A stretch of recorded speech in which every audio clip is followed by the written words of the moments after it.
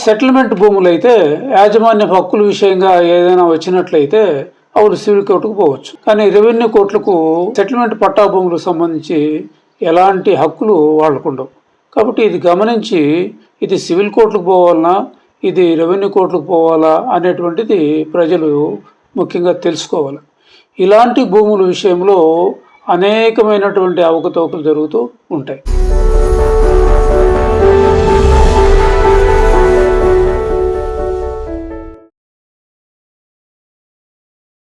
(22A) కింద వచ్చే భూ సమస్యలు మరియు స్వయార్జిత భూముల్లో వచ్చే సమస్యలను గురించి తెలియచేయండి. ఇంతకుముందు పార్ట్ 1 కింద భూ సమస్యల గురించి చెప్పినాం. దేని గురించి అంటే ముందు భూ సరిహద్దుల గురించినటువంటి సమస్యలు, వీలునామా రీత్యా వచ్చేటువంటి సమస్యలు, ప్రభుత్వ భూముల అసైన్మెంట్ భూముల యొక్క సమస్యల గురించి పార్ట్ 1లో వివరించడం జరిగింది. ఇప్పుడు పార్ట్ 2 కింద 22A కింద వచ్చేటువంటి భూముల సమస్యలు, తర్వాత స్వయార్జితంగా అంటే సెల్ఫ్ అక్వైర్డ్ ప్రాపర్టీ వలన వచ్చేటువంటి కొన్ని సమస్యల గురించి ఈరోజు వివరించడం జరుగుతుంది. ముఖ్యంగా రిజిస్ట్రేషన్ యాక్ట్ 1908 ప్రకారము దాన్ని 3 సార్లు సవరణ చేయడం జరిగింది.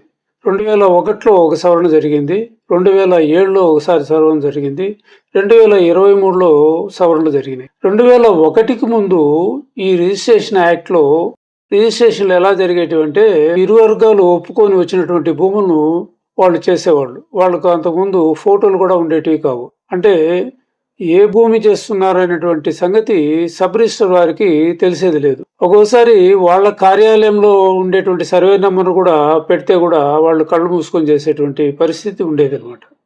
ఎందుకంటే ఇది బ్రిటిష్ కాలంలో తయారైనటువంటి చట్టం కాబట్టి వాళ్ళు ముఖ్యంగా ఆ రుసుమును గురించి రిజిస్ట్రేషన్ రుసుము విషయం మనసులో పెట్టుకొని చేసినటువంటి చట్టం. అయితే మనోళ్ళు 2001 వరకు అదే చట్టాన్ని అనుసరిస్తూ వచ్చేవారు. కానీ రిజిస్ట్రేషన్ యాక్ట్ ప్రకారం వచ్చేటువంటి సమస్యలు ఎక్కువైపోయినాయి.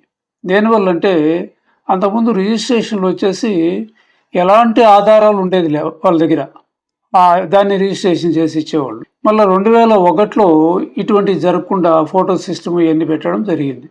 2007లో సవరణ చేసి ఏం చేస్తున్నారంటే ఏ భూములు రిజిస్టర్ చేయొచ్చు, ఏ భూములు రిజిస్టర్ చేయకూడదు అనేటువంటి సవరణ చేయడం జరిగింది.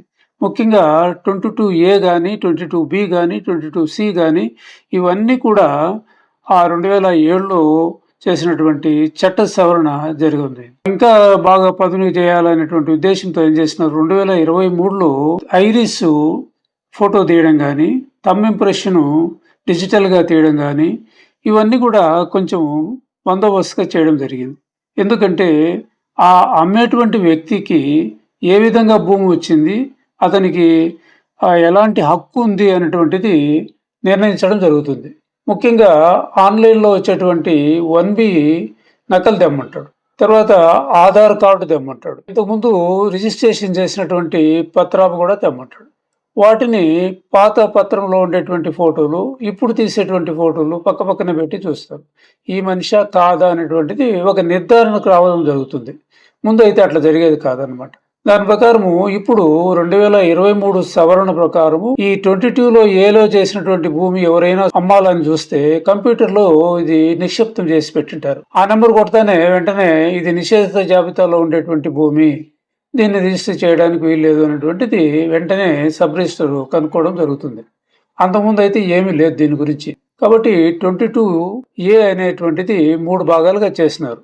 ఏమి దాంట్లో అంటే అన్ని ప్రభుత్వ భూములు, తర్వాత రైతులకు సంబంధించినటువంటి కొన్ని పట్టా భూములు, తర్వాత దేవాదాయ ధర్మాదాయ శాఖ భూములు, ఆ వక్ఫ్ బోర్డుకు సంబంధించినటువంటి భూములు, అన్ని రకాలైనటువంటి పరంపర భూములన్నీ కూడా ఈ 22A కింద చేర్చడం జరిగింది.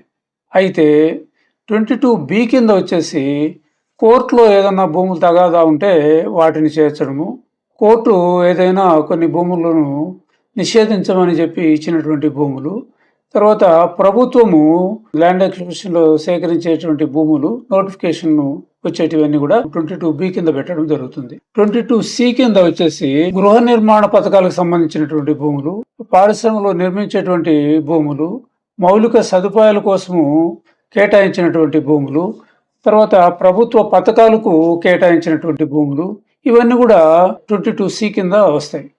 కానీ 22B కానీ సి కానీ అది ప్రభుత్వానికి సంబంధించినటువంటి భూములు కాబట్టి వాటిని కూడా ఎవరైనా రిజిస్ట్రేషన్ చేయకుండా దాన్ని పకడ్బందీగా వాటిలో ఉంచడం జరిగింది.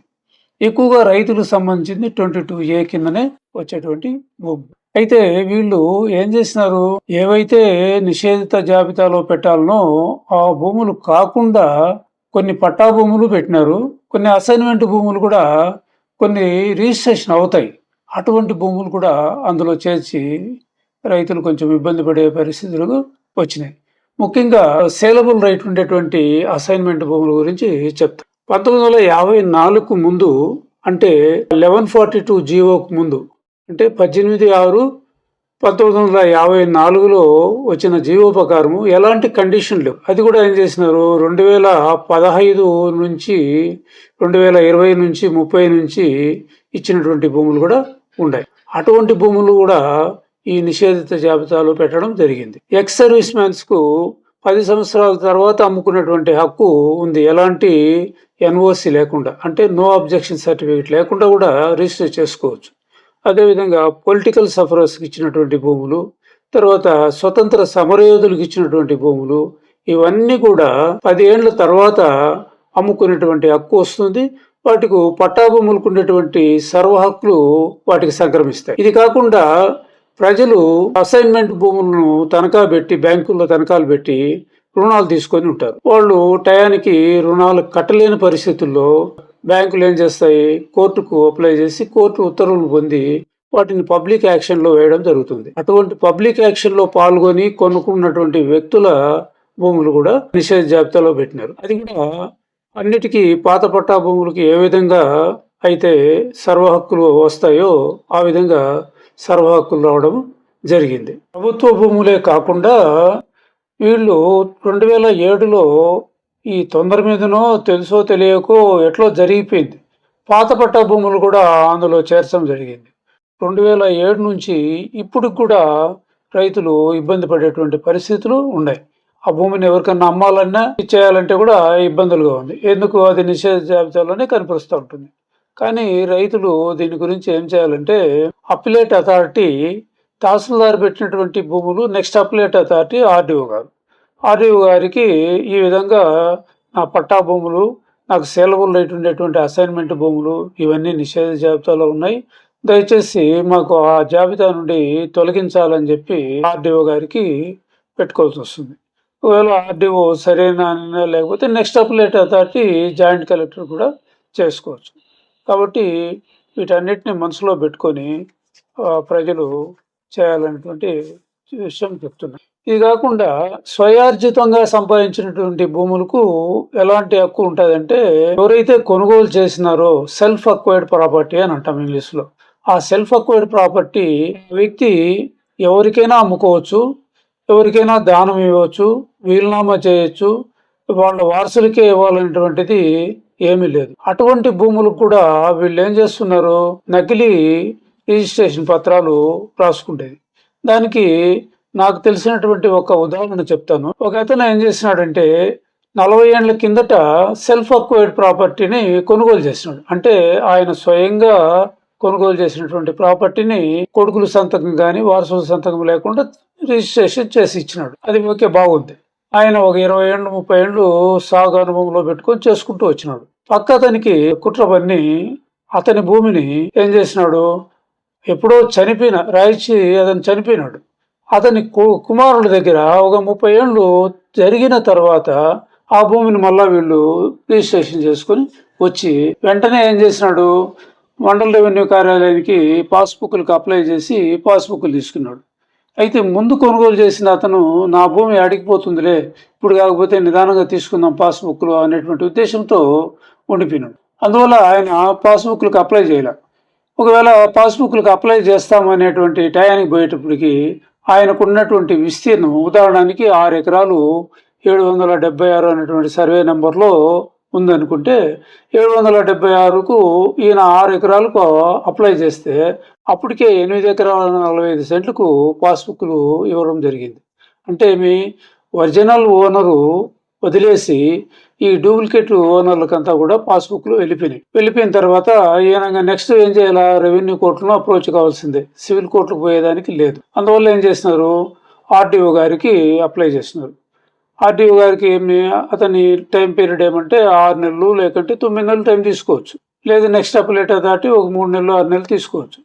ఇతను దగ్గర దగ్గర 3 సంవత్సరాలు అయినా కూడా దాని మీద ఎలాంటి చర్యలు తీసుకోకుండా ఉండిపోవడం జరిగింది. అదే సివిల్ కోర్టుకు పోతే దానికి ఆ పరిధి ఉండదు. అదే సెటిల్మెంట్ భూములు అయితే యాజమాన్య హక్కుల విషయంగా ఏదైనా వచ్చినట్లయితే అప్పుడు సివిల్ కోర్టుకు పోవచ్చు. కానీ రెవెన్యూ కోర్టులకు ఈ సెటిల్మెంట్ పట్టా భూములకు సంబంధించి ఎలాంటి హక్కులు వాళ్ళకు ఉండవు. కాబట్టి ఇది గమనించి ఇది సివిల్ కోర్టుకు పోవాలన్నా ఇది రెవెన్యూ కోర్టుకు పోవాలా అనేటువంటిది ప్రజలు ముఖ్యంగా తెలుసుకోవాలి. ఇలాంటి భూముల విషయంలో అనేకమైనటువంటి అవకతవకలు జరుగుతూ ఉంటాయి. దీన్ని కూడా కొంతమంది ఏం చేస్తారు, పిత్రార్జిత రీత్యా వచ్చినటువంటి భూములకి ఏం చేస్తారంటే వాళ్ళల్లో ఒకడు వదిలిపోయి 20 ఏళ్ళు 30 ఏళ్ళ తర్వాత నాకు దాంట్లో హక్కు ఉంది అని చెప్పి ఆ భూమి యజమాని కోరడం జరుగుతుంది. కానీ లిమిటేషన్ యాక్ట్ 1963 ప్రకారము 12 ఏళ్ళు అతని స్వాధీన అనుభవంలో ఉంటే అతని రైట్స్ ను కోల్పోవడం జరుగుతుంది. కాబట్టి కోర్టు కూడా దీన్ని యాక్సెప్ట్ చేయదన్నమాట, ఆయన రైట్ను కోల్పోతాడు. అంటే ఏమన్నా హక్కులు ఉన్నట్లయితే ఆయన 12 ఏళ్ళ లోపలే కోర్టుకు పోవడం కానీ, సామరస్యంగా పట్టా రిజిస్ట్రేషన్ చేయడం కానీ ఇటువంటి అన్ని చేయాల్సిన పరిస్థితి ఉంటుంది. కాబట్టి ఇలాంటి కేసులు కూడా సివిల్ కోర్టులలో చాలా జరుగుతూ ఉంటాయి. అంటే అతనికి రైటు ఉన్నప్పటికీ కానీ 12 ఏళ్ళ లోపల అతను క్లెయిమ్ చేసుకోవాలి.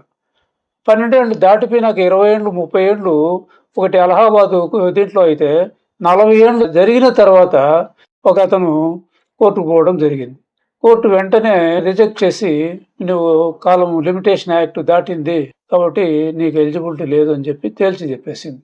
కాబట్టి ఇది కూడా రైతులు ముఖ్యంగా ఇటువంటి సమస్యలు కూడా వచ్చినప్పుడు తెలుసుకోవాల్సినటువంటి అవసరం ఉంది. మిగతా భూ సమస్యలు ఇంకా మీకు ఆ రోజు 20 వరకు చెప్పినాను. ఇప్పుడు నిన్న 3 అయినాయి పార్ట్ 1లో, పార్ట్ 2లో 2 అయినాయి. ఇంకా జరగబోయేటువంటి సమస్యల గురించి పార్ట్ 3లో చెప్పడం జరుగుతుంది. Thank you.